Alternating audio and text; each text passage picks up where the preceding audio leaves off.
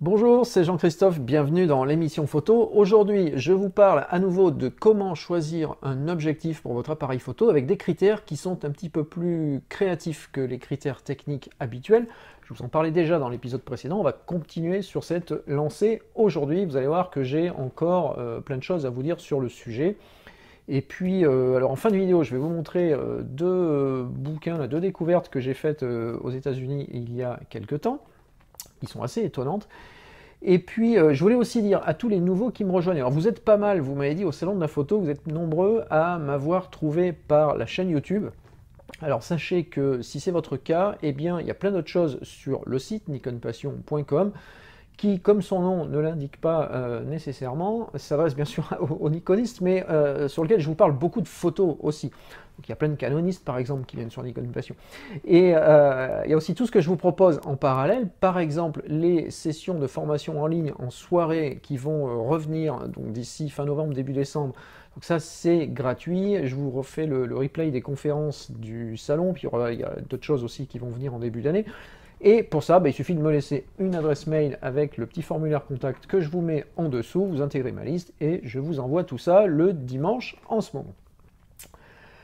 Alors, pourquoi je vous parle du choix des objectifs à nouveau? Parce que dans l'épisode précédent, je vous ai déjà donné des critères, une nouvelle façon de choisir vos objectifs, et je voudrais continuer sur cette lancée. J'ai recensé encore plein de choses depuis hier que je voulais vous passer, et puis en discuter un petit peu avec vous, comme je le fais dans cette émission-là.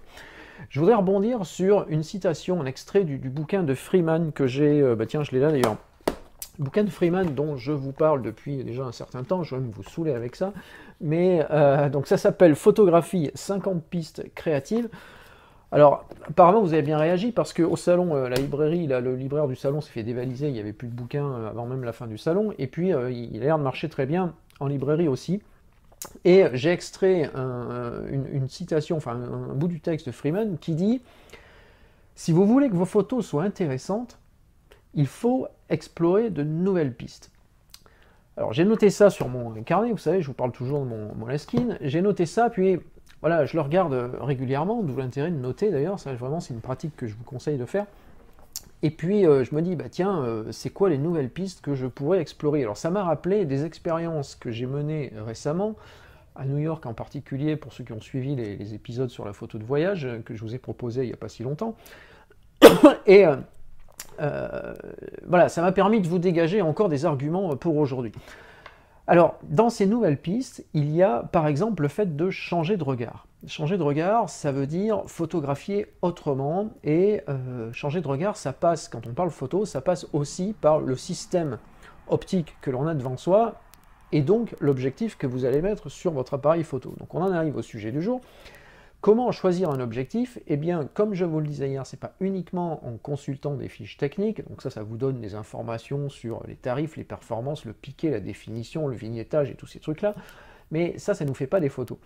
Il y a les autres critères dont je vous parlais hier, c'était surtout le fait de dire comment je me sens quand j'utilise un objectif bien particulier, et ce que je voudrais vous dire aujourd'hui, c'est quand vous utilisez une optique différente de ce que vous avez l'habitude d'utiliser, ou bien quand vous pensez acheter un nouvel objectif, il faut aussi vous intéresser à ce qu'il va vous apporter en matière de regard. Alors là, on n'est plus dans le ressenti uniquement, mais c'est important de voir quelle photo vous allez pouvoir faire avec cette optique-là que vous ne pouvez pas faire avec l'objectif que vous avez actuellement, ou que vous ne pouvez pas faire pareil. Je ne vais pas rentrer dans le débat du zoom versus les focales fixes, je vous en ai déjà parlé pas mal, il y a aussi, tiens, je peux vous mettre les liens dans la description de la vidéo, parce qu'il y a pas mal de sujets sur le site là-dessus.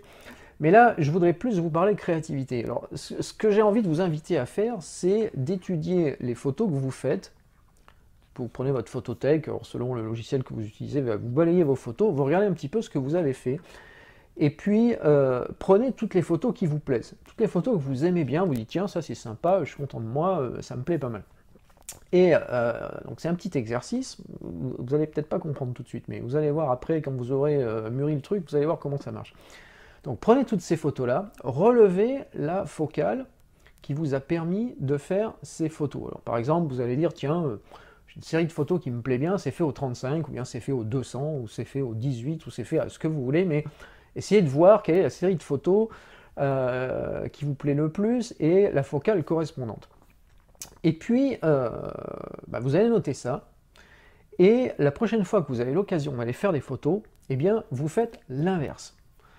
Alors oui, c'est un peu choquant, mais si vous avez fait une série de photos avec je sais pas moi, par exemple le 24 mm, moi c'est une de mes focales de prédilection quand je suis quelque part, en paysage ou dans la rue ou ailleurs, eh bien, si vous avez fait ça, au lieu de prendre un 24 mm, prenez un 200 mm, partez à l'opposé.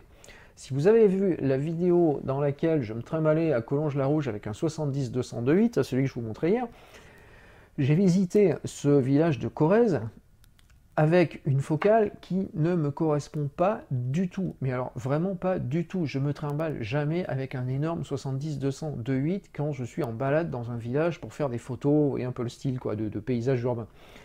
Mais pourtant, ce jour-là, je l'ai fait parce que j'avais envie de casser quelque chose, j'avais envie de casser une habitude, et du coup, j'ai obtenu des photos qui me plaisent parce qu'elles sont totalement différentes de ce que je faisais précédemment. Et ça, j'ai bien aimé, d'ailleurs, je trouve que ça se sent dans la vidéo, elle a bien fonctionné, cette vidéo-là, je vous mettrai le lien aussi. Donc faites l'inverse.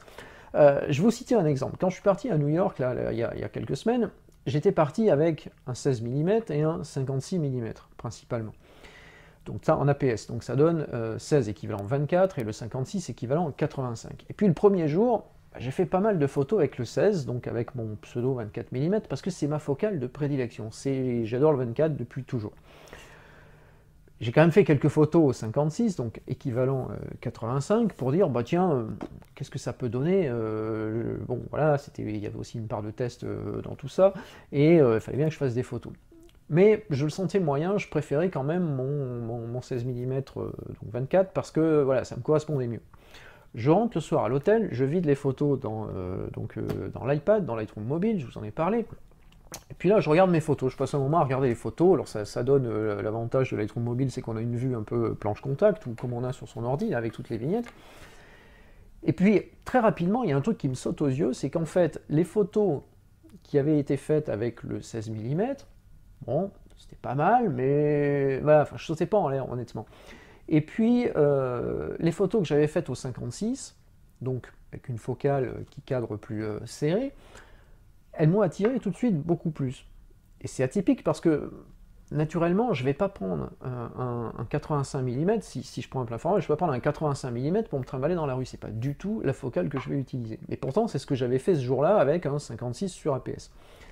Et c'est ces photos-là qui m'ont le plus attiré. Alors le soir, j'ai pas fait une séance d'analyse de mes photos trop longue, parce que le soir, bon, on a tous un peu autre chose à faire quand on est en balade, mais je dis, tiens, demain, il y a peut-être un truc à faire, il faut peut-être que je change mon habitude, que j'investisse plus sur le 56 que sur le 16. Alors ce que j'ai fait, et là je commence à trier mes photos de New York, et je me rends compte que, même encore maintenant, quelques semaines après, les photos qui m'attirent le plus sont celles que j'ai faites avec cette optique-là, donc avec le petit télé, plutôt qu'avec le grand angle. Alors c'est super intéressant comme constat, parce que ça veut dire qu'en changeant ma façon de procéder, en cassant mes habitudes, j'ai fait des photos qui sont totalement différentes, qui ne me correspondaient pas nécessairement, mais que au final, j'ai tendance à préférer. On va voir quand j'aurai tout dépouillé, mais j'ai tendance à les préférer aujourd'hui.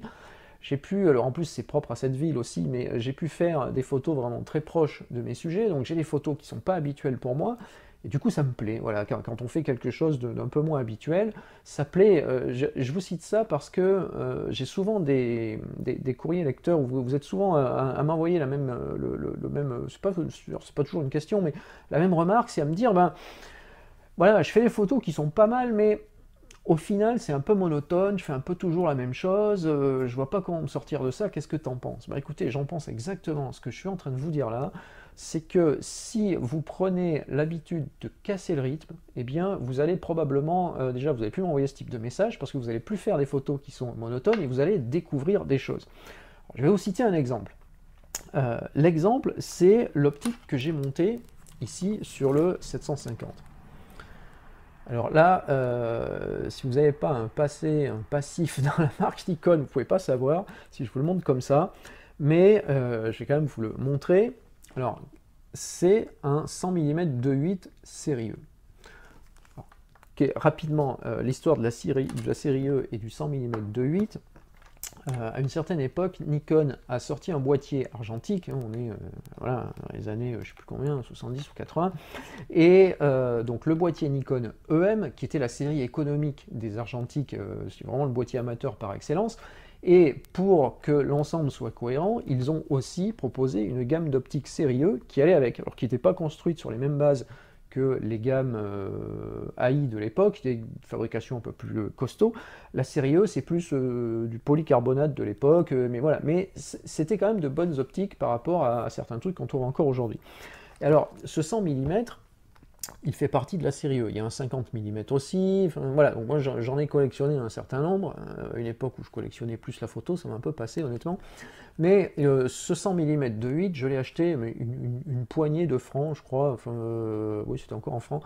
Bon, j'ai dû payer ça, mais que dalle. Je crois que c'était, ça devait être de l'ordre de 30 francs juste avant que l'euro n'arrive. Donc vous voyez, bon, c'est à la fois vieux et pas vieux, mais aujourd'hui, je ne sais même pas si ça se vend encore. Regardez d'ailleurs, je n'ai pas vérifié pour vous, mais si vous trouvez un 100 mm 2.8 sérieux, regardez parce que ça doit vraiment pas valoir cher. Je suis sûr que ça vaut moins de 30 euros, donc dans ces eaux-là. Et alors, très clairement, cette optique, elle est faite pour l'argentique.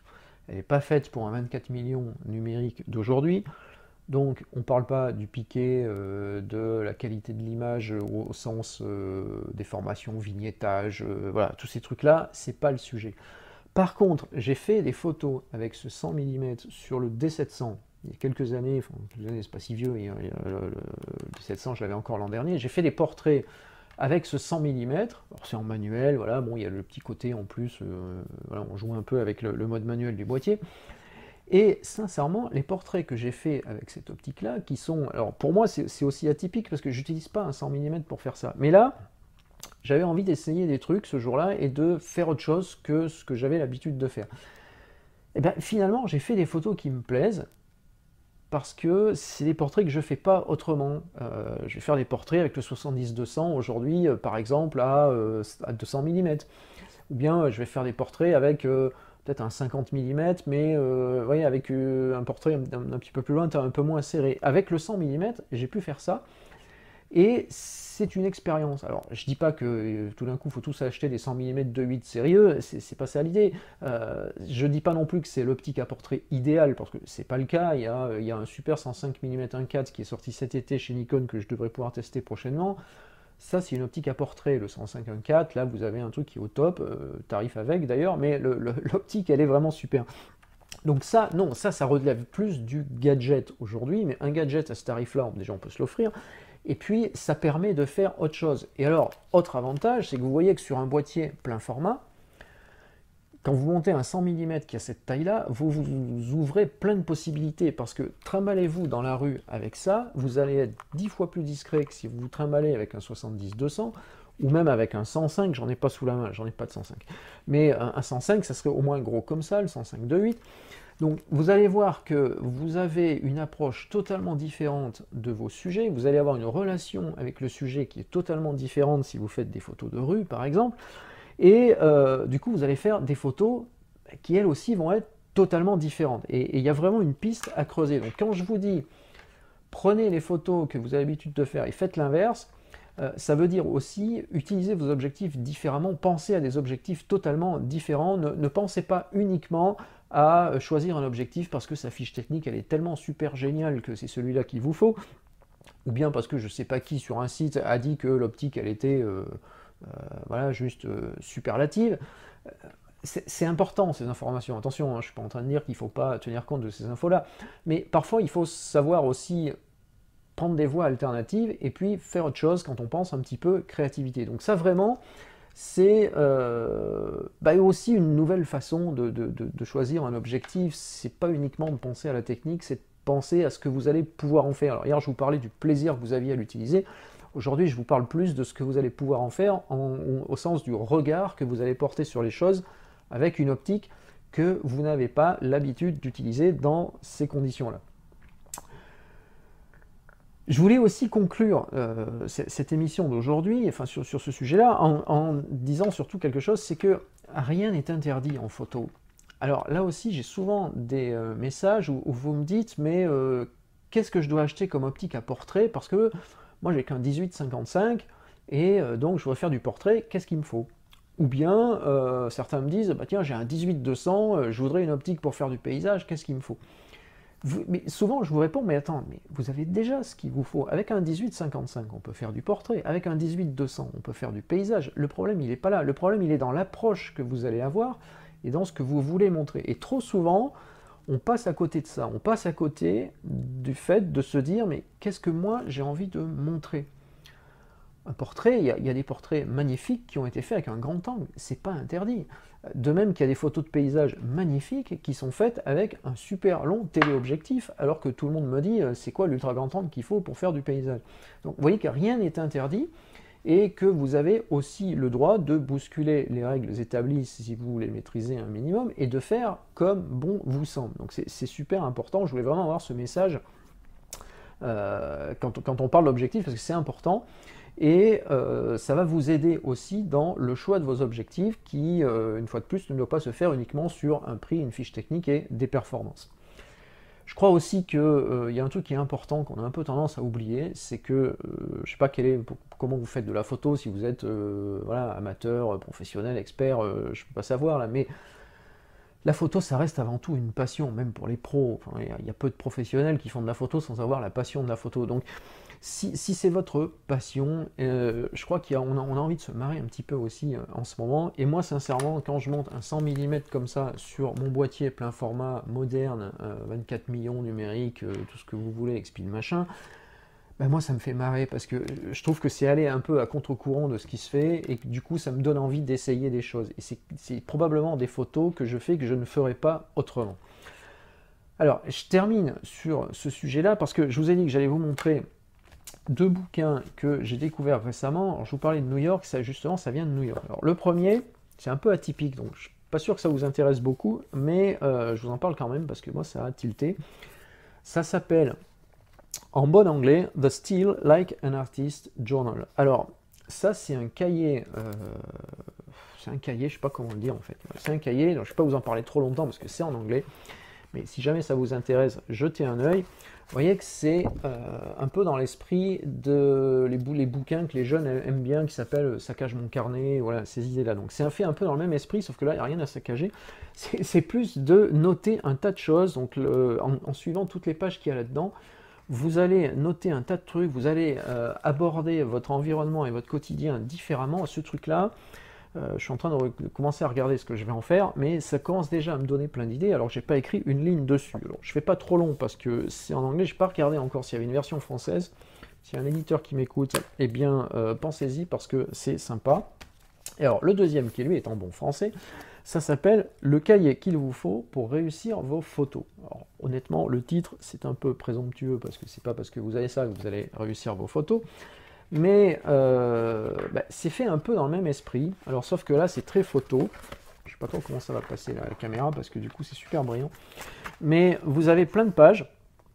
Alors, vous allez dire, mais attends, il nous montre un cahier blanc, c'est quoi cette affaire? Eh bien, l'affaire, c'est que vous avez ici un emplacement pour coller une photo, et l'auteur, il vous dit, ici, sur cette page, utilisez la vitesse d'obturation pour saisir la colère. C'est quoi le rapport? Eh bien, le rapport, c'est que vous allez faire une photo dans laquelle vous allez illustrer la colère, donc ça, c'est votre problème, c'est votre regard. Donc, comment vous illustrez la colère chez quelqu'un, vous la provoquez, ou bien vous capturez à un moment donné quelqu'un qui est en colère. Vous jouez avec la vitesse d'obturation, le temps de pause pour faire cette photo-là, et vous tirez la photo et la collez dans le bouquin. Et alors ça, c'est un peu partout. Donc à la fois, vous allez coller des photos, à la fois, ici, je ne sais pas si ça s'affiche, voilà, là, vous avez liste d'occasions manquées en matière de photos. Là, vous allez pouvoir lister tous les trucs qui vous sont passés sous les yeux, où vous vous êtes dit, mince, si j'avais eu mon appareil, j'aurais pu faire. Ou mince, si j'étais dans telle condition, j'aurais pu faire. Donc, vous allez lister tout ce que vous n'avez pas pu faire, et je vous promets que si vous faites ça, que vous le relisez, eh bien, il y a des jours où vous allez retourner sur les lieux où vous êtes passés, et vous allez peut-être arriver à faire ces photos-là. Il y a aussi des photos comme ça, par exemple, où là, donc c'est une photo de Panos Kokkinas, et en face, vous allez suivre l'instruction qui est là, qui est créer un récit fort dans votre photo. Alors la photo qui est là, elle l'illustre bien, je ne sais pas si je peux... Voilà, si vous la voyez bien. Donc créer un récit fort, donc à vous de jouer en fait. Donc c'est un espèce de cahier d'exercice que je trouve vachement sympa parce que ça sort on sort du schéma traditionnel des guides. Vous savez, je vous parle beaucoup des guides. Eh bien là, on sort totalement du schéma traditionnel. Donc ça, je suis en train de bosser là-dessus. Je vais vous en parler plus longuement bientôt. Je termine Freeman en fait, pour tout vous dire. Mais dès que j'ai fini Freeman, je suis quasiment au bout. Et je vais vous parler de ça parce que je trouve la démarche intéressante. Voilà, donc c'est ce que je voulais vous dire là-dessus. Je vous quitte pour aujourd'hui en vous rappelant que pour vous abonner à la chaîne YouTube, c'est là, c'est obligatoire, comme ça vous avez la notification chaque fois que vous revenez sur YouTube. La chaîne, la page Facebook, c'est là-haut pour liker la page, enclencher les notifs. Ma liste de contacts, si vous me connaissez maintenant, vous savez que c'est l'adresse qui s'affiche ici pour recevoir les mails et puis les invitations, tous les sujets, voilà, tout ce que je vous passe au quotidien. Merci de m'avoir suivi jusqu'ici. À demain pour une prochaine émission photo.